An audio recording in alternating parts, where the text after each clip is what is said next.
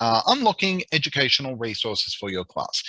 Now, to that end, I'm going to begin with a boring question. Then there'll be two interesting questions. And we'll start thinking about what you need in your resources. We'll understand what kind of resources there are and the licenses they exist under. Then we'll talk a little bit about some sources for finding OER material, and then we'll talk about how to properly use said material. So let's go ahead and let's start with the boring question. The boring question here is, what are educational resources? And I'm sure everybody understands this by this point.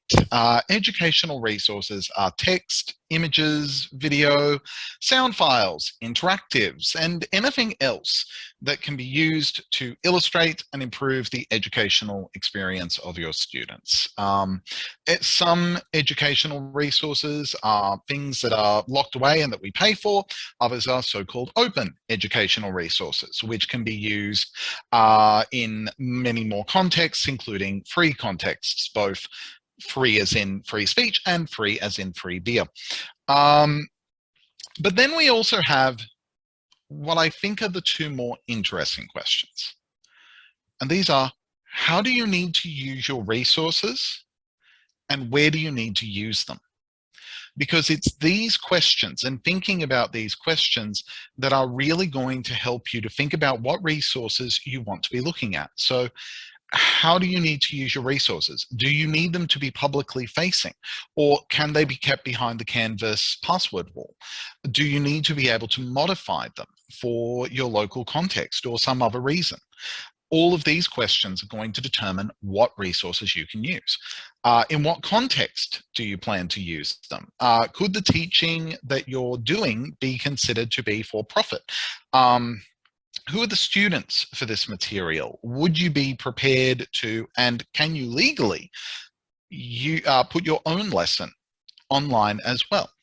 These are the kind of questions that you should be thinking about as you go looking for resources, because not all resources can be used in all contexts. So let's start with the discussion of open educational resources, which are the main topic of today's talk, and that have a very specific definition, which is made up of these 5 properties here to begin with. So open educational resources, like all educational resources, are text, images, video, sound files, interactives. They can be entire courses, but what makes them open are the 5 R's. That you are free to retain, revise, reuse, remix, and redistribute all of these materials. And what do those mean in turn? Well, retain is very simple. You are able to keep an archive of the resource for your later use. And that can be a private-facing archive, one that only you have access to, or it can be a public-facing archive. It can be one that anyone can get to. You are free to revise it. You're free to adapt it. You're free to update it. You're free to change the resource to meet your own needs. Now, that freedom is kind of an intriguing concept here, because there are some people who have argued that that freedom must include free to adapt commercially. There are others who believe that freedom is not required for something to be truly considered an OER. And there are some who say that it must be free of strings, like there's no conditions that can be put on it. More people tend to agree that there can be some strings put on that, most notably the inclusion of a share-alike principle, that you have to then, if you adapt it, release the adaptation in similar fashion. Reuse. Exactly what it says on the box. You can reuse it as many times as you want, and other people can reuse it as well. It needs to be something that can be perpetually used and reused. Remix. This is kind of an upgrade or a clarification of the revise. You can combine the resource with other resources, providing you have the legal rights to the other resources. And finally, redistribute. You can share either the original resource or your derivations openly around the world. If it can't meet those 5 R's, strictly speaking, it's not an open educational resource. But here's the catch. Most resources, even those found on OER sites, are not truly OERs. And that is something of a problem, because it means that the onus is on you to pay attention to the license and determine if it meets your needs. Now, while there are plenty of different open licenses out there, as Donald Trump recently found out, which is good to know, the most common and well understood license available is the Creative Commons licensing system. So Creative Commons is a quite massive at this point suite of different licenses, which have localized variations. These days, the international licenses are considered to be the standard, and you're simply meant to use them everywhere. They've gone through many iterations, but throughout all of this, they've always come back to this set of 4 values that define the licenses. And when someone creates a resource and they want it to be open, they want it to be able to be used by other people, it's these attributes that they can attach to the license that governs the terms of how you can use the material. So an open license like Creative Commons is like licensing any other material.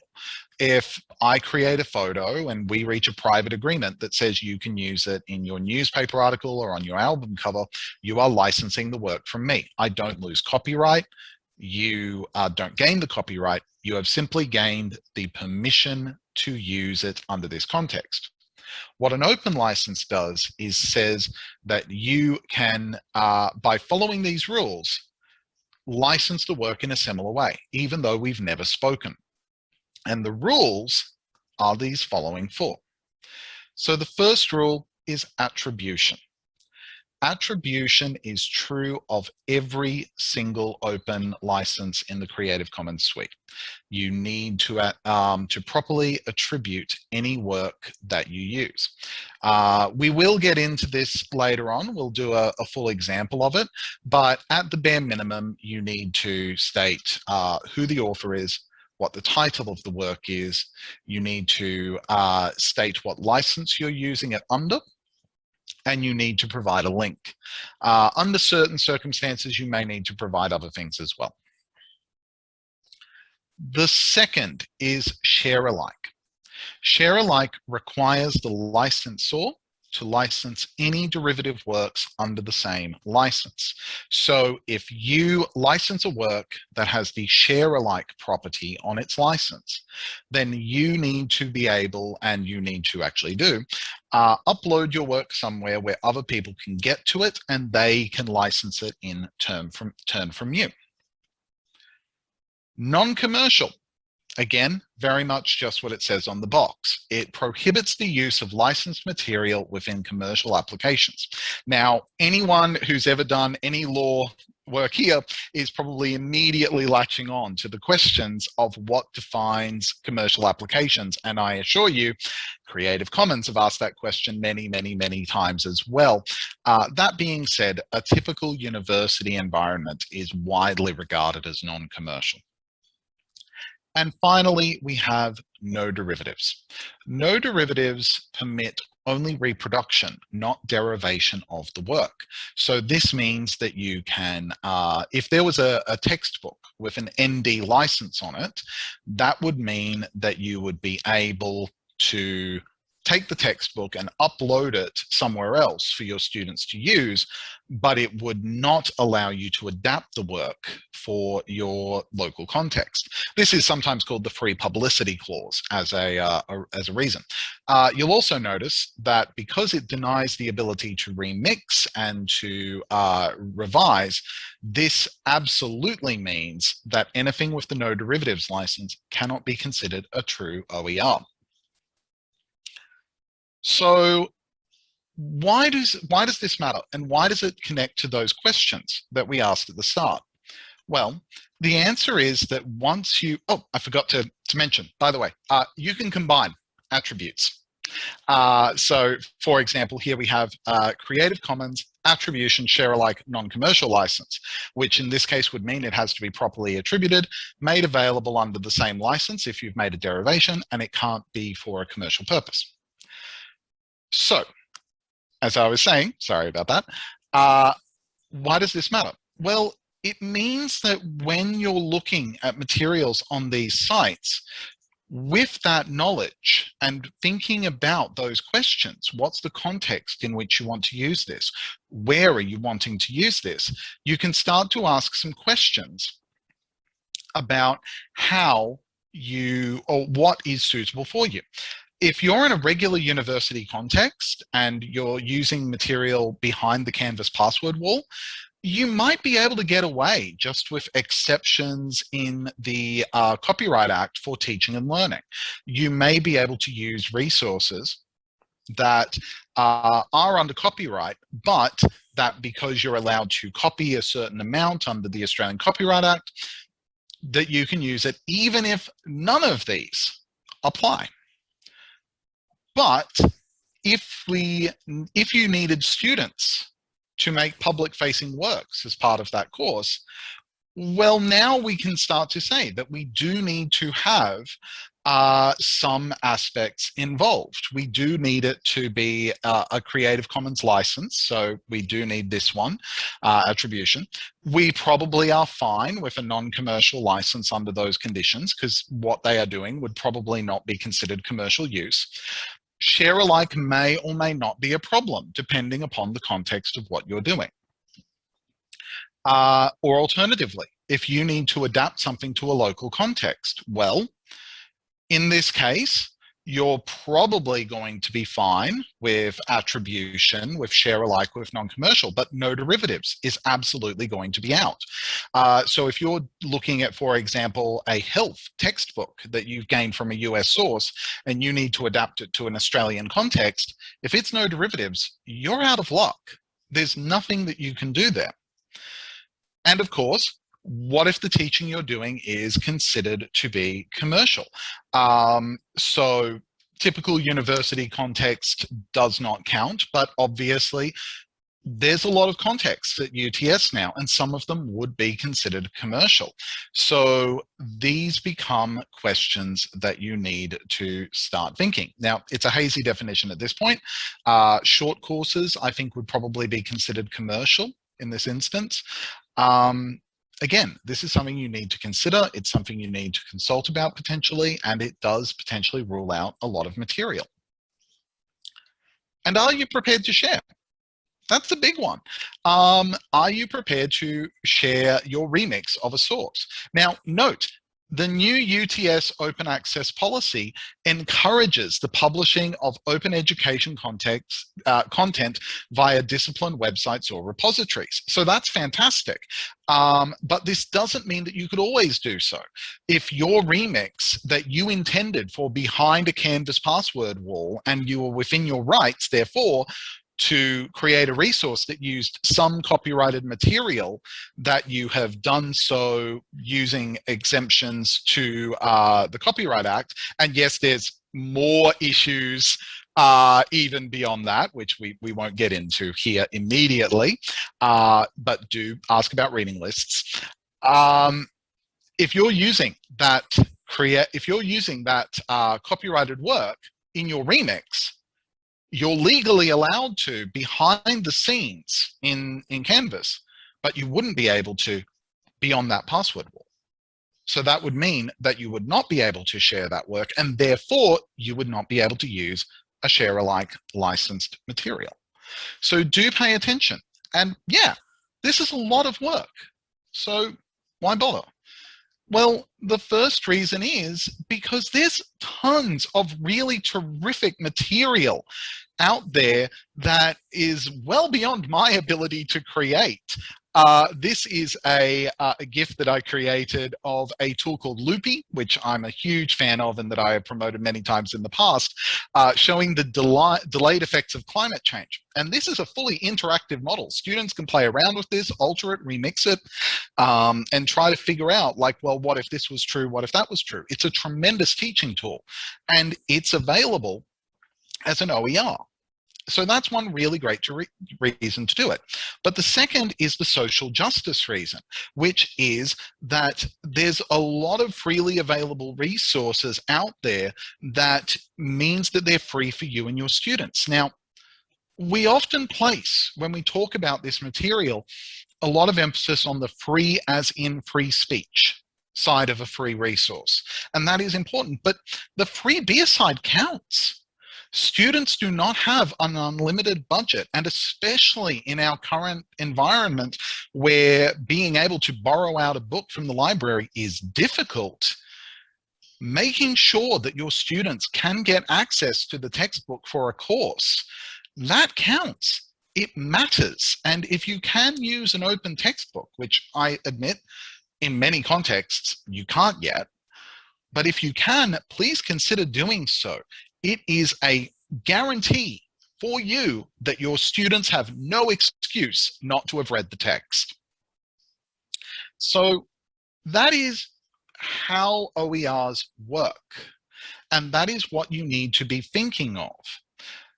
And all of that is helpful to us, because this means that as we start to think about this stuff and we now start looking at resources that'll get you to that stuff, we can start looking at the licenses, and you can start to be thinking, will this work for me? Will this work in my context? So with that someone in mind, was asking, and I assume the answer is yes, but before I answer yes, someone's asking, is Loopy a free tool? Loopy is absolutely a free tool. In fact, Loopy is not just a Creative Commons license. It is in fact released into the public domain. So there's not even an obligation to properly do an attribution on it. It's a phenomenal tool. And I will go ahead and link to it, because I have used it enough that I know the URL off by heart. It's a tremendous tool. Another thing, which is also a tremendous tool, allow me to segue seamlessly into our next section, is our study guide. So we do have an open educational resources study guide, and you can find it under resources, study guides. And you can find it if you start looking through the types, etc. But in all honesty, I find the easiest way to get to it is just to search OER, and it's the first to hit. So we do have an open educational resources study guide.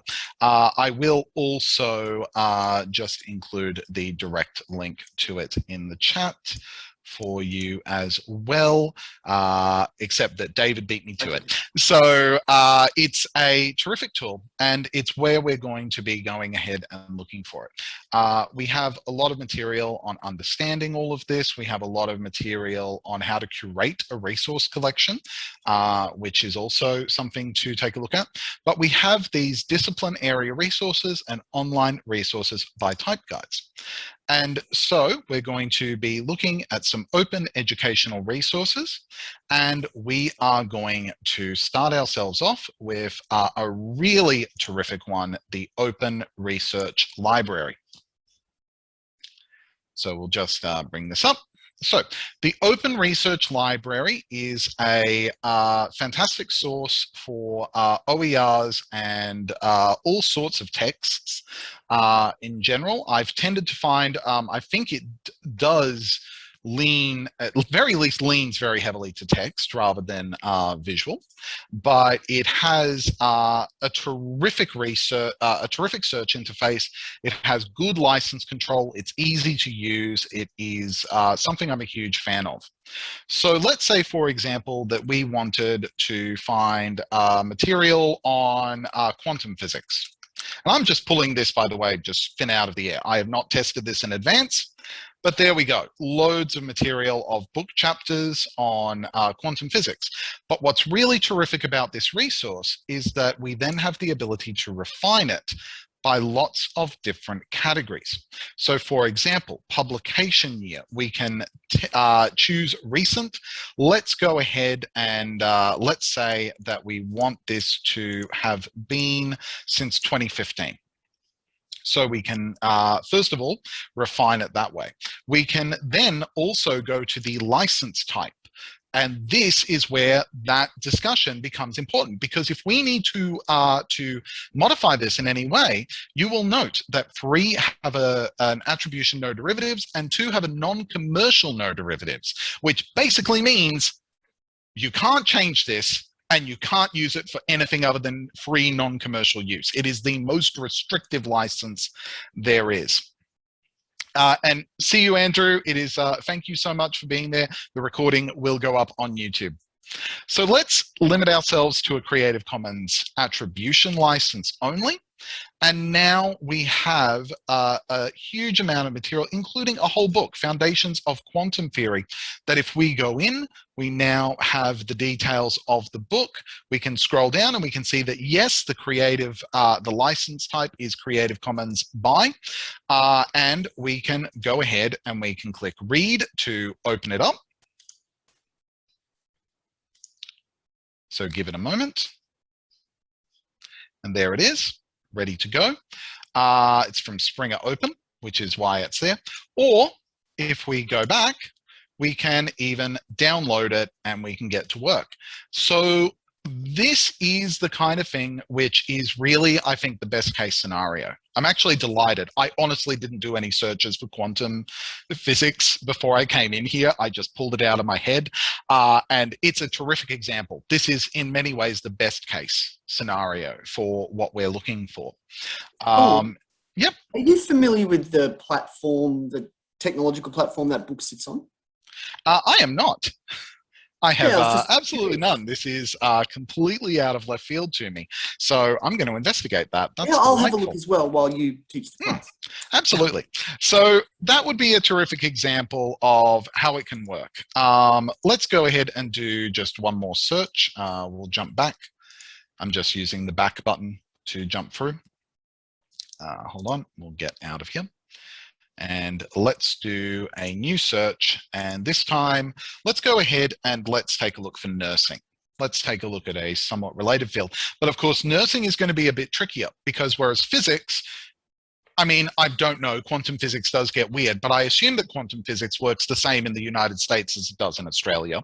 But nursing has very specific local issues. So from here, we've got some books, we've got some other materials. Again, we can do a refinement, and we can even go to place a publication, which means that we could actually take a look and we could see that there is in fact one from Canberra.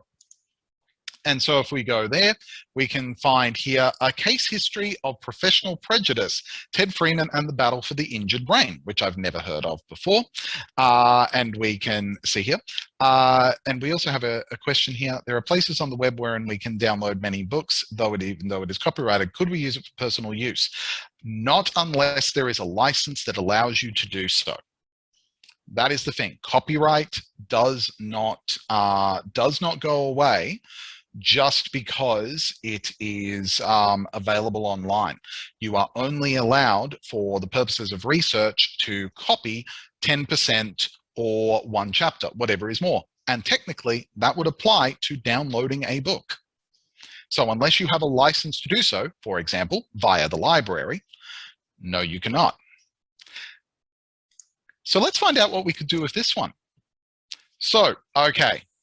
Creative Commons attribution, non-commercial, no derivatives, the most restrictive license, unfortunately. And I'm not surprised. It's from ANU Press. ANU Press releases all of their stuff under that license. So I'm actually not that surprised. So not a true OER. And that's what I was kind of talking about. You do have to take a look at this and you do need to understand it. So that's unfortunate. But if we were to jump back, and we were to change our refinement, so we'll get rid of Canberra, but let's say we're prepared to go overseas, but we do want to be able to adapt it to the local environment. Let's assume we're doing this within a typical university environment. Creative Commons attribution would serve us okay. Creative Commons attribution share alike would be fine. And let's say, yeah, Creative Commons non-commercial would also be okay. Any of those would be fine for our purposes. And here we have a number of books and book chapters that potentially could be helpful for us depending on what we're wanting to do.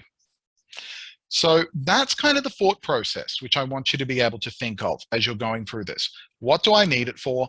How do I need to use this? And therefore, what licenses can I use? And what's terrific about this search engine is just how well it gives you the control that you need to find stuff that meets the requirements you have. I love this site. I love it a whole lot, and I do thoroughly recommend it. Do we have any questions on this before I move on?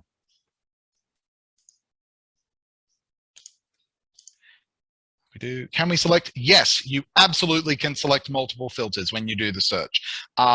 Basically, you'll apply them one at a time, but you can click from one and then go over to the next and then go over to the next, and they will be preserved. The question was, I should always read it out first. Can we select multiple filters when we do the search? And yes, you can. So let's go ahead and let's move on. And we're now going to take a look at OER Commons. Now, OER Commons is a bit better on multimedia and non-text material.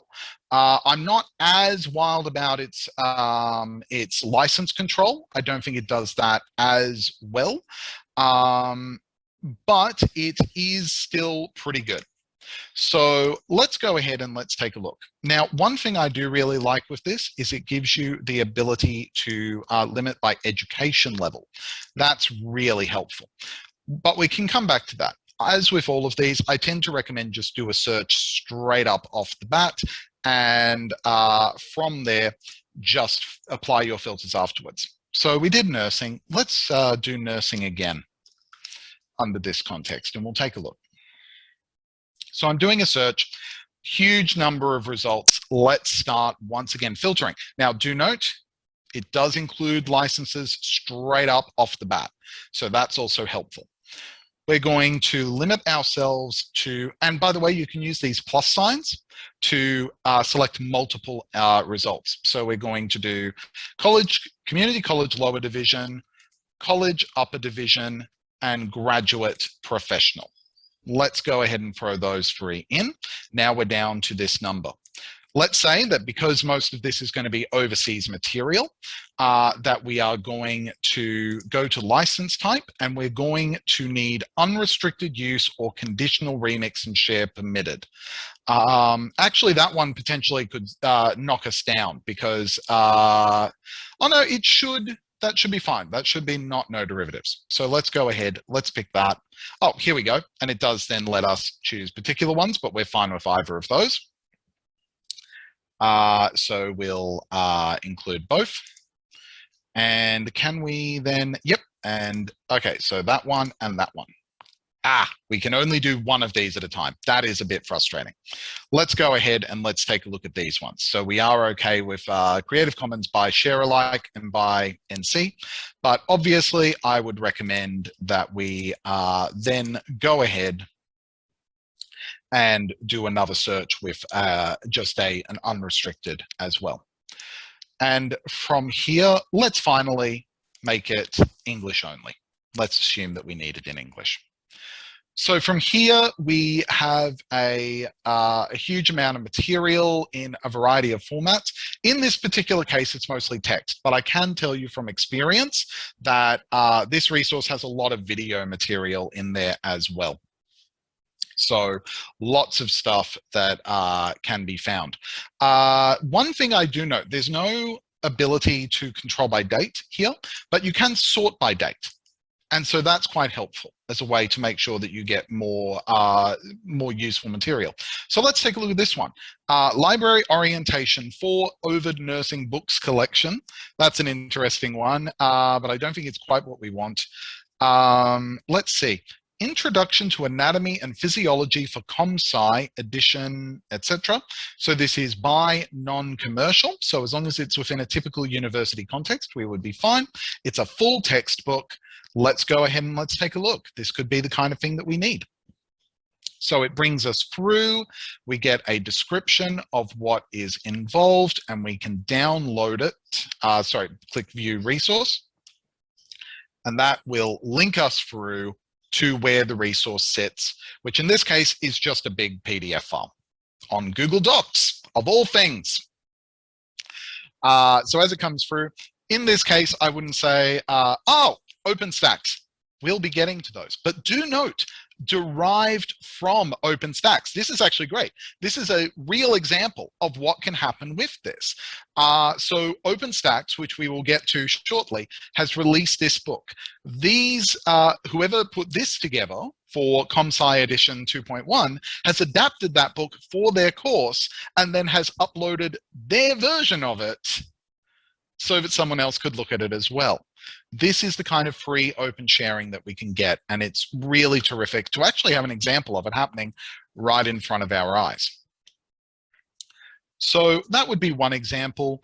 One other thing I will note with OER Commons, not sure that I will get any good results out of this, but there is a media format option. Okay, there might be a few. Let's go ahead and let's click video as well.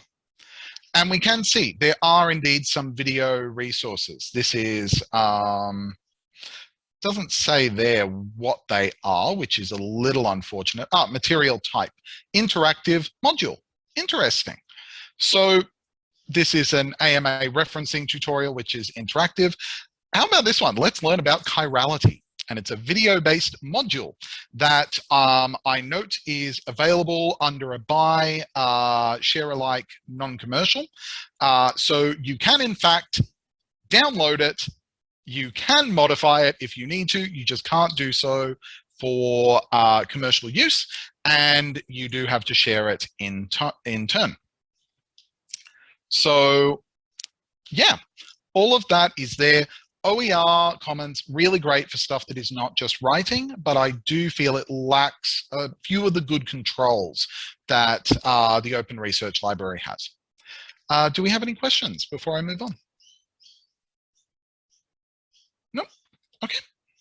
Let's continue on, and we're now going to take a look at one of the biggies in the field, and that is the Open Textbook Library. And I will follow Helen's lead, and I will include a link to where we're going. So the Open Textbook Library is a big site for allegedly open textbooks.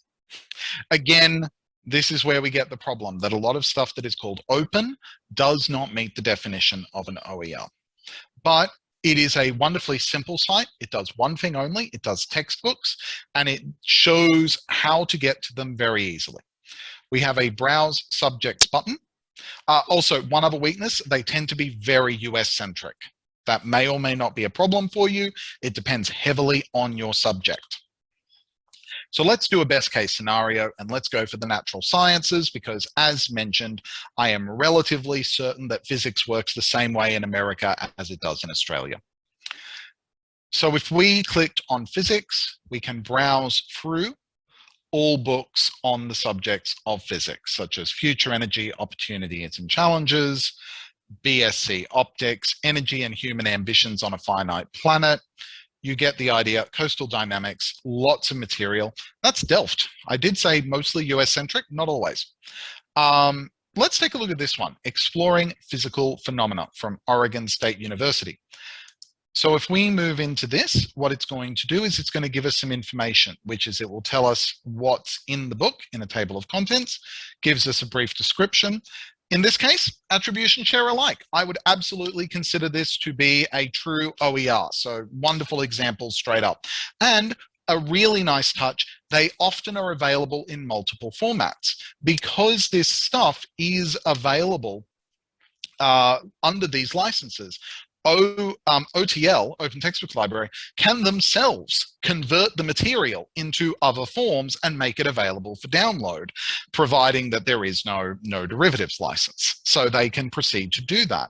So if you want it in an EPUB version, you can do that. If you want it in PDF, which we'll take a look at, or if you want to look at it online. So all of that is available, and you can get to it really easily. download here. In this case, they've actually got loads of options available straight away. Wow, that is nice. So yeah, lots of different ways. Ooh, no. We'll click this one. Lots of different ways to use this, lots of different ways to come into it. It's good. Now, the one thing I will say that I'm not wild about it for though, let's go back to, nope, that's OER Commons. We want this one. Here we go. Is that a lot of the material. So let's do business management as something a bit different that's going to be more locally crucial. So let's take a look here. Critical employment, ethical and legal scenarios in human resource development. A lot of this will translate across, but not all of it because local legal contexts will be different. And in this case, not so bad. Non-commercial share alike. We're probably all right. I do happen to know, even if I'm not finding a lot of them yet, that a lot of these ones will have a no derivatives license on them. And if that is the case, obviously you can't adapt, which is a problem. And oh, top hit there is from the University of Queensland. Good catch, David. So, you know, there is some Australian material here as well, but I have noticed a strong US-centric aspect. So overall, it is a good site. It does one thing. It does one thing very well. And I do recommend it a lot. It is a good site. So let's, once again, are there any questions? Nope. Okay. We'll move on to our next site that I wanted to highlight, which is OpenStax.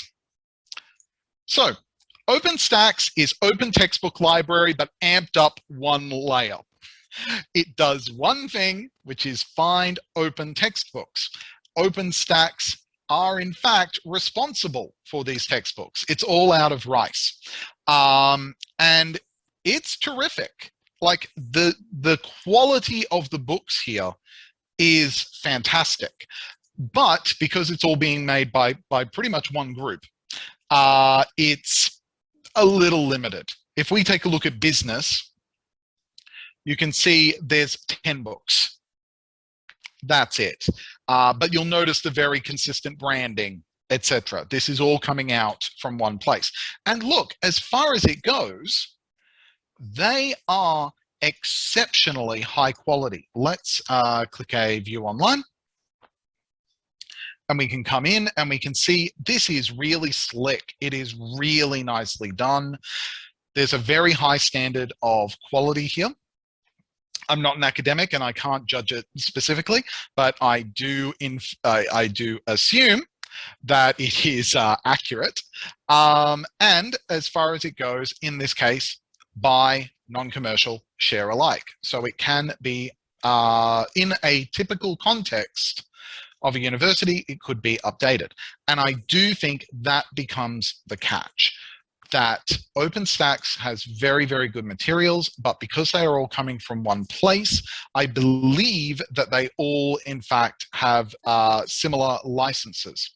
Ooh, this one doesn't have a listed license at all. Very fascinating, in which case I would note that that is not an OER in any way, shape, or form. So again, always check the license, always take a look. I thought everything here did have a Creative Commons license, but apparently not. So that's always good to know. And it's always should be the very first thing you check. Here, okay, so no, lots of different licenses. And this one's actually great, attribution only. You could use this for anything. So yeah, if you were teaching a UTS short course and organizational behavior was something that you were doing, not only could you take this, update it, include Australian context, revise it, you could then proceed to upload that to your own site and say, hey, go ahead, grab this book, download it, and use it as your textbook for a UTS short course, for example. This is really an ideal scenario. It's a fantastic case. So yeah, it's pretty straightforward. Mostly it's just a subject search. As far as I am aware, I don't believe there's any ability to limit a search by the license, unfortunately. which is a little bit frustrating, but nonetheless, it is a good place to go looking. And I do think, if nothing else, these are some of the best looking open textbooks you will find.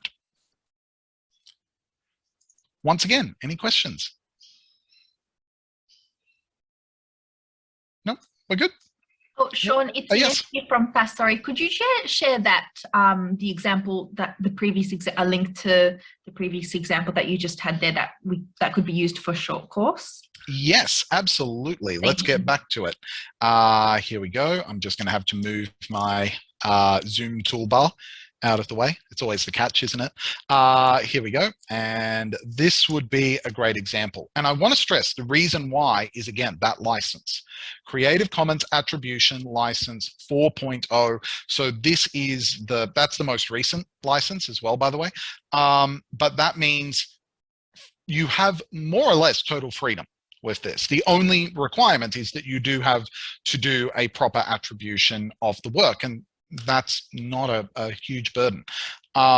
So this is the best case scenario. If you see this, you are in tremendous luck.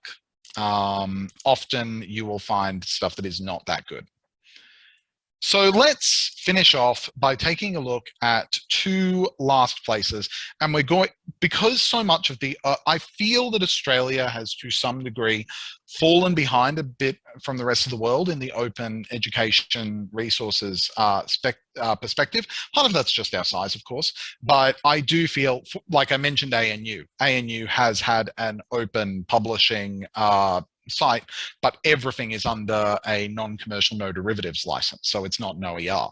I do feel that we are perhaps a little bit behind it in some way. So let's go ahead and let's take a look at two other resources, both of which come with a caveat.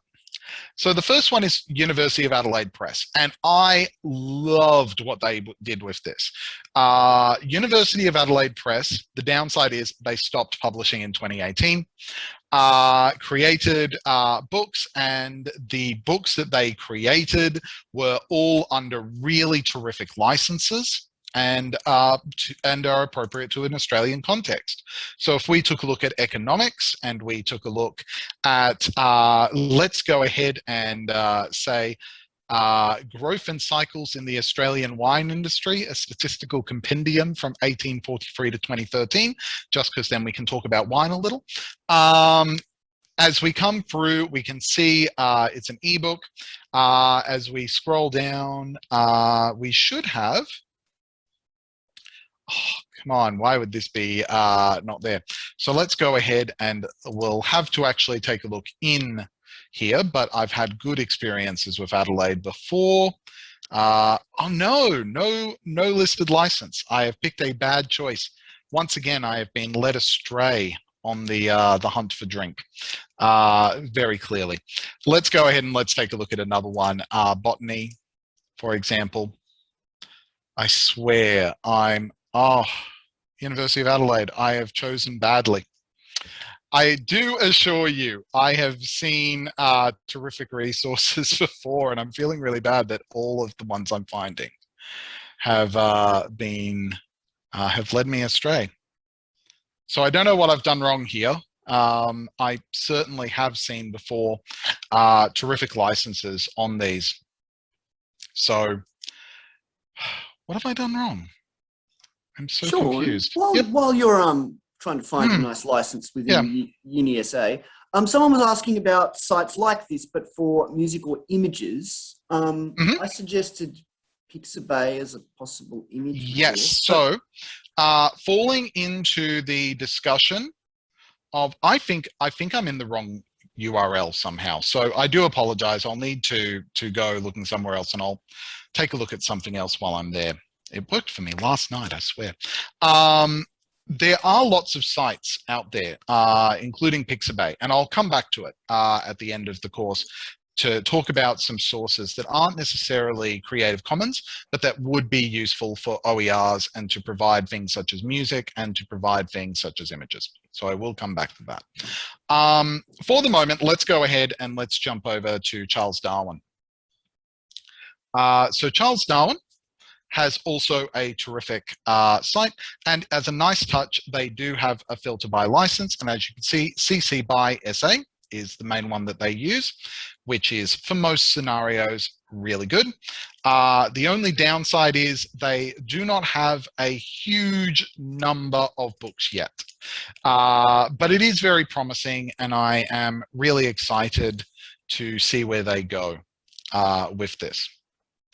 So, unfortunately, I swear, UniSA was, University of Adelaide was going to be my big final blow, and it fell apart, alas. Okay, so falling on that squib of an ending with all of these resources, I hope the previous ones were helpful. I'm going to go ahead and just ask for a moment. Are there any other questions before I go back to the slideshow? Anyone? Feel free to ask. No? Okay, there will be time for questions at the end as well. Let's go ahead and let's jump back to the slideshow, because there is one other thing I really do want to follow before we get into Q&A. And that is how to properly do an attribution. So what you are seeing on the screen right now are all of the elements of a proper attribution. And this looks overwhelming. So let's talk through them, and then I'm going to give an example. So the first thing you need is the title. That's fairly straightforward. As long as you can find something that looks like a title, you use it. If you can't find one, you describe the work. That is the way that you follow that. The second is the author. Now, it does note and other attributable parties. So an example for here would be that if there is a work where a group, for example, an employer, owns the copyright, but the author is noted, you would include both the author and the party who holds the copyright. That would be an example of other attributable parties. A copyright notice if supplied. So that's good to know. A license notice. This is compulsory. This is one of the ones you do need to have. So this would be what license you're using it under. So CC by 4.0 would be fine. The disclaimer notice, by the way, I very much doubt you're ever going to use this. A disclaimer notice would be, for example, if there are warranties that are somehow attributed to it. This would be within the field of patent laws or designs for machinery, for example. This is where you might start to get into that, but it's going to be very uncommon. A link to the material, fairly straightforward. And finally, and this is the one I kind of wanted to include all this for, notice of adaptations, because this is where I've seen people mess it up enough.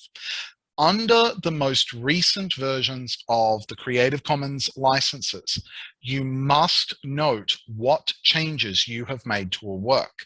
And indeed, with 4.0, if you are using a work which is itself a derivative of another Creative Commons licensed work, you need to actually include the chain going. So you need to state, licensed this work by this person, changed this about it, they based it on this work, and they changed this about it.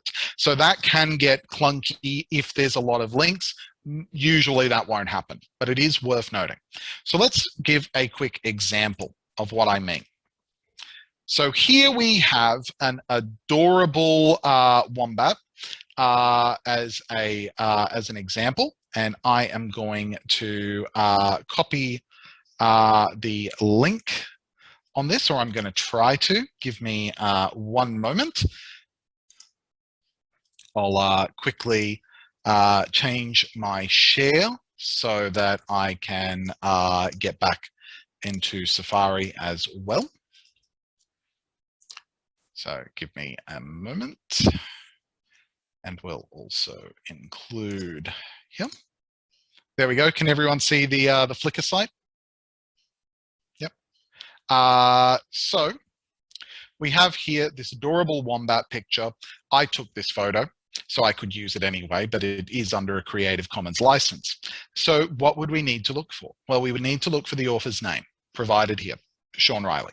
We would need to look for the title, Wombat 0816-1.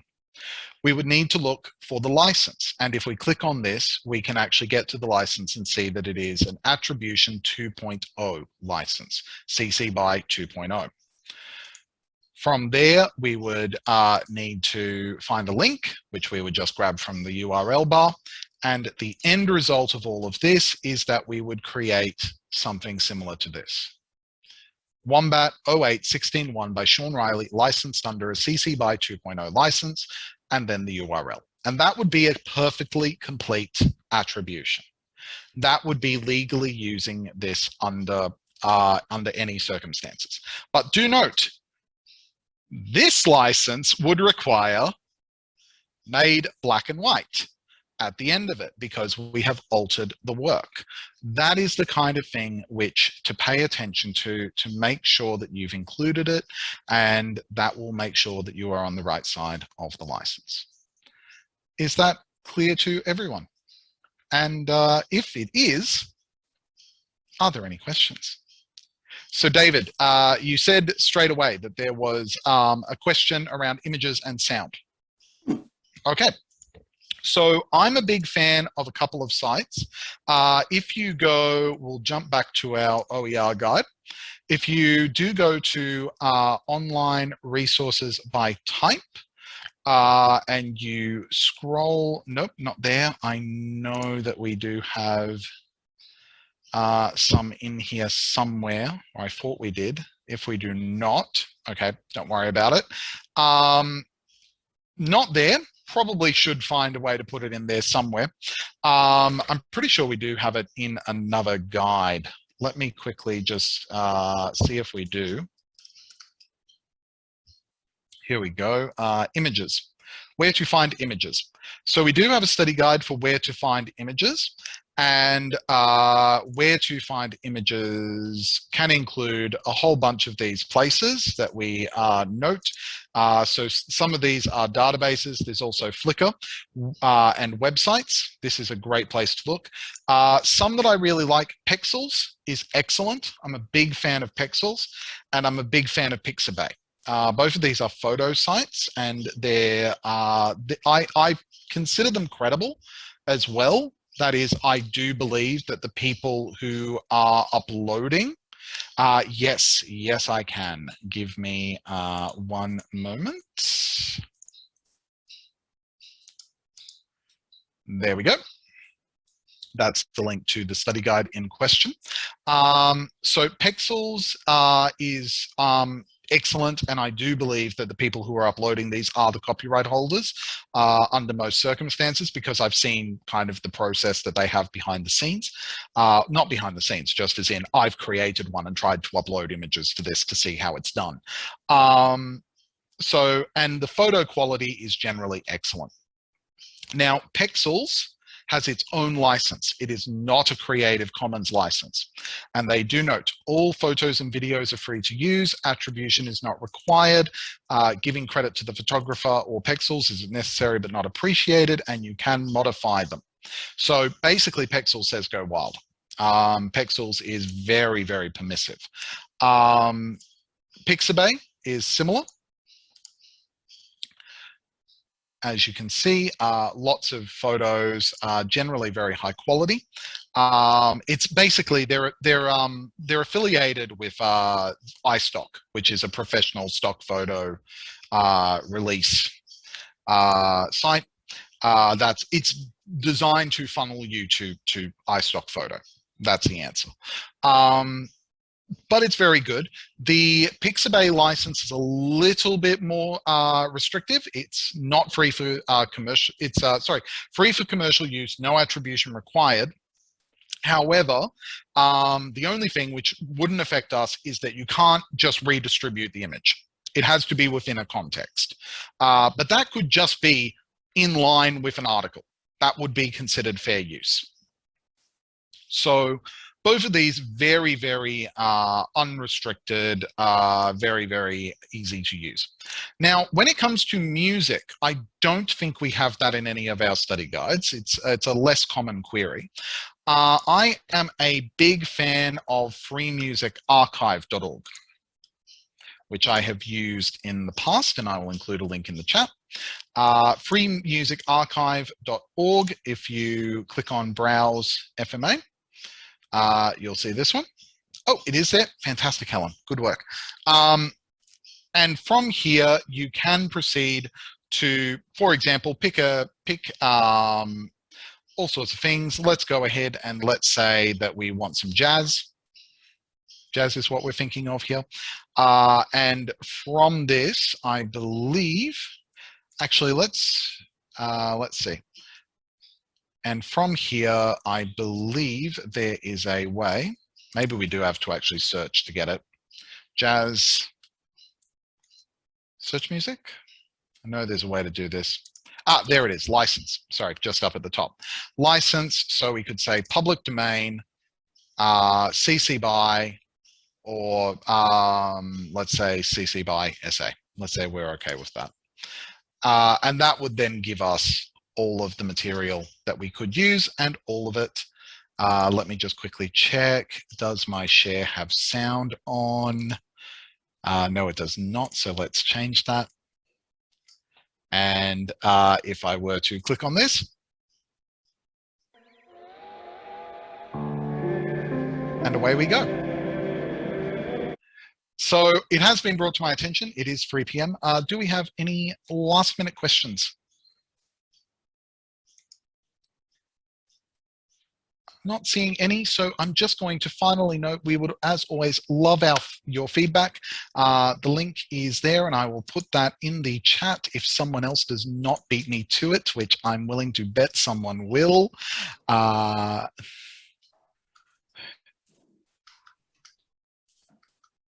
How do I make the resources I made available to everyone?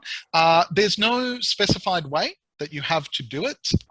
Basically, any way that does get it up onto the net is fine by the CC licenses. Now, as per UTS OA policy, we prefer it to be within discipline or subject repositories. But as long as it is available and people can find it, it does not matter where you put it.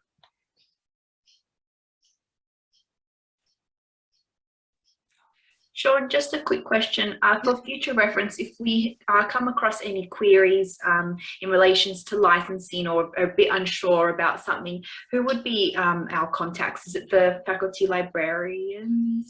We would be fine, as would be, I believe, I happen to know he's in the room at the moment. Our copyright officer would also be, I believe, an appropriate person to contact. Would that be correct, Mr. Copyright Officer? Yes, that would be correct. That's fine. This is Patrick Tooth. He is our copyright officer, Hi, who I have Patrick. summoned. He would also be a perfectly good person to contact. Yeah, and I mean, it might end up with me anyway, because you might copy. I'd start off with the faculty person, but the faculty librarian, but they'll possibly pass it to me anyway. So. Yes, because if it does get complicated, and the most common words of any law is "it depends," then it tends to bounce up. Okay, thank you. Not a problem. All right. Well, with that being done, we have more sessions coming this week, and I hope to see you in those. Have a wonderful week, everybody.